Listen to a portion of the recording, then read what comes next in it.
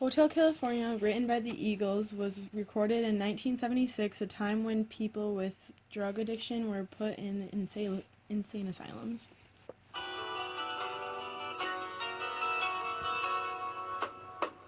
On a dark desert highway, cool wind in my hair, warm smell of colitas rising up through the air. By saying that the speaker is on a dark desert highway, he's implying that he's on a bad path in life, but the cool wind in his hair implies that he's embracing the bad. Since colitas literally means little tails and is slang for the burning of marijuana buds, the smell of the colitas foreshadows where the speaker's path leads.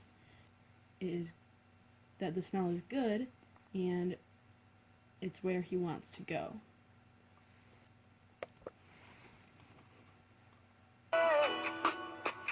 Up ahead in the distance, I saw a shimmering light. My head grew heavy and my sight grew dim. I had to stop for the night. Again, the author is foreshadowing because he gets his first glimpse of his destination.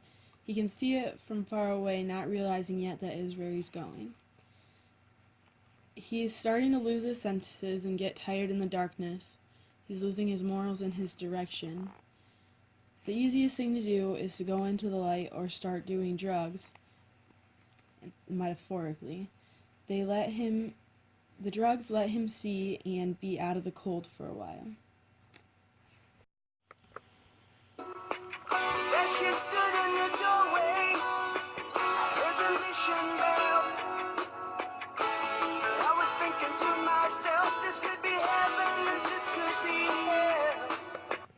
Although the speaker knows that the addiction will probably lead him to bad things, he is made to feel good by them at this moment, and they keep him out of the cold for a little while. Then she lit up a candle and she showed me the way. There were voices down the corridor. I thought I heard them say. Lighting the candle is probably referring to a cigarette or joint. She showed me the way shows that the speaker is inexperienced and new to this sort of thing, and he's being led into this type of life.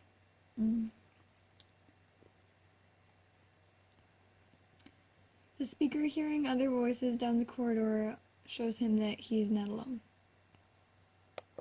Welcome to the Hotel California. Such a lovely place, such a lovely place, such a lovely place. Plenty of room at the Hotel California. Any time of year, you can find it here. Gosh darn it.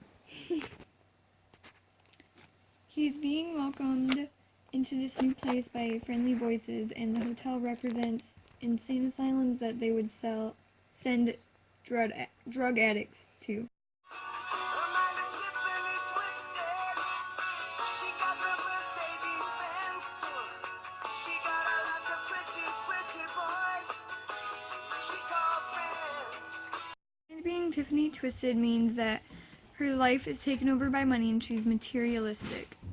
The Benz is actually a play on words because a Benz is a sickness that happens when divers float up too quick, and so she is sick by being pulled from all her riches in the hotel. She, as in drugs, has many, many people using her as a way to get away from their problems.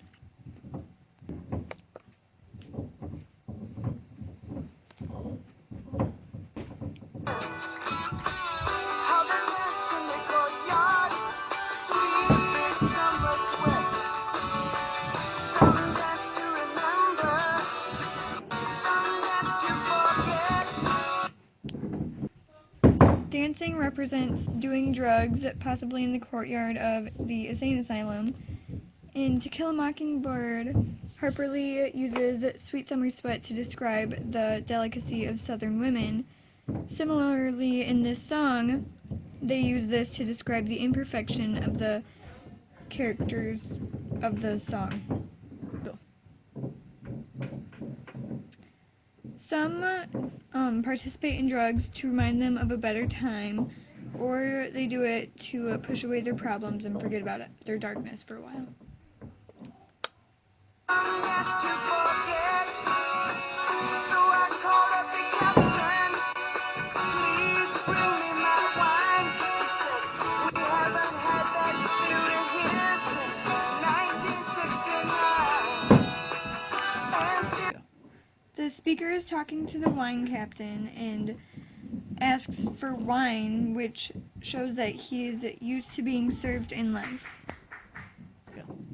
Since they haven't had that spirit since their partying days, he seems ready to leave the asylum, such as the wine symbolizes an ending. Does that make sense? 69. And still those voices are calling from far away.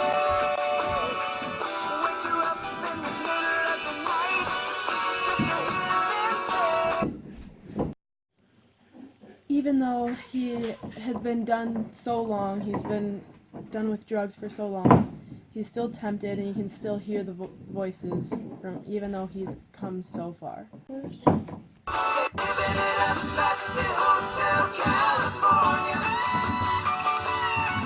What a nice surprise, what a nice surprise when you're alibi. Living it up at the hotel again means that the people are relapsing. The nice surprise is satirical because it's not a surprise at all. They can always hear the voices. They gave in to the nice feeling, but it's not really nice at all. They need to bring their alibis so they don't have to go back to the asylum. Ready?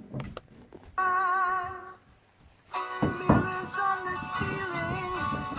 They pick champagne on ice. She said, we are all just prisoners here of our own device. The mirrors on the ceiling could be two-way mirrors, so it means that other people outside of the addiction can see the habits ruining their lives, but you can also see yourself changing as you go further into the hotel. The pink champagne makes the people feel fancier and more in control. When she says that they are all prisoners of their own devices, it means that everyone in the asylum has different problems: drug addiction, alcoholism, etc.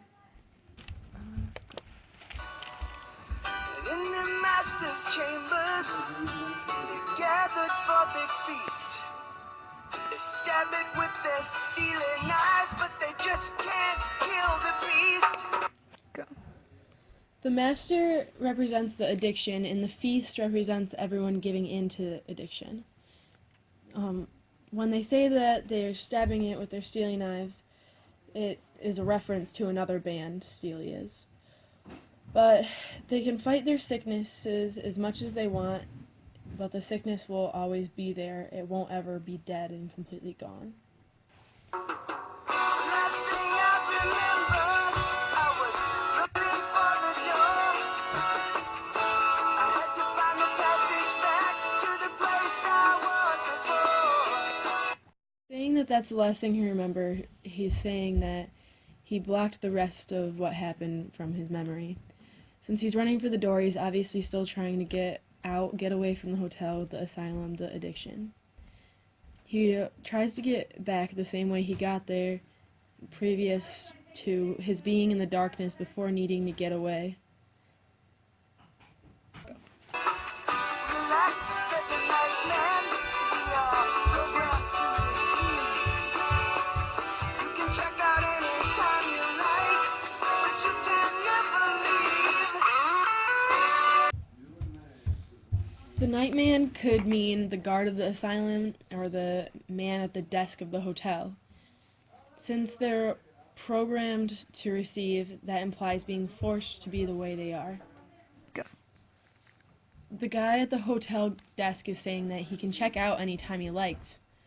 You can stop doing drugs whenever you want, but when it says you can never leave, the guard of the asylum is saying you're not going to be able to leave, and you're never not going to be addicted. It's always going to be there. They end the song here to make the point that none of this will ever change. Addiction is forever. The man in the song does not have much hope. Since the rest of the song is music without lyrics, the speaker leaves the audience thinking for 2 more minutes about the song.